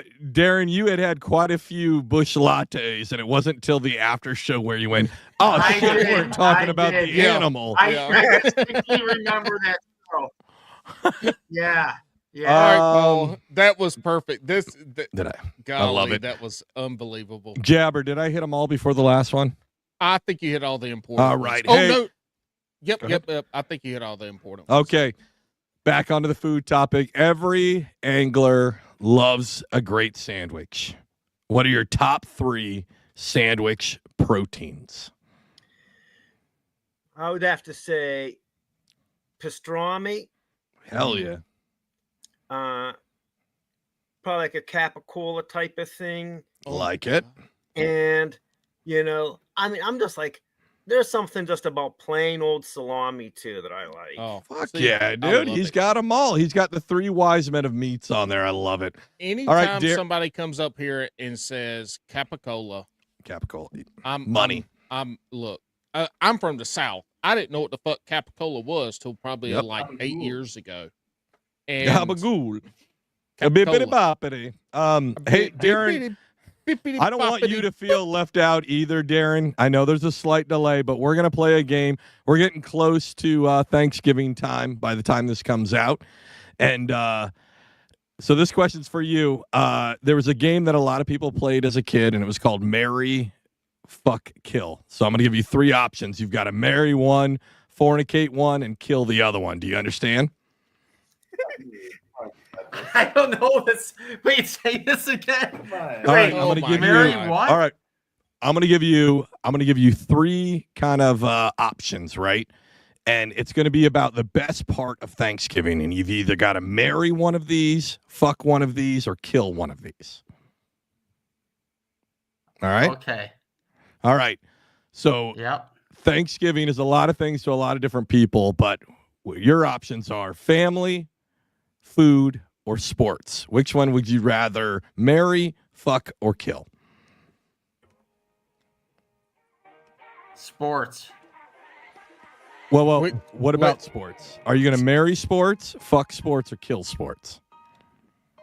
Marry sports. Okay. Good job. Okay, what's You've got next? 2 other ones. No. You've got 2 other ones. You've got family and food. Which one would you like to marry?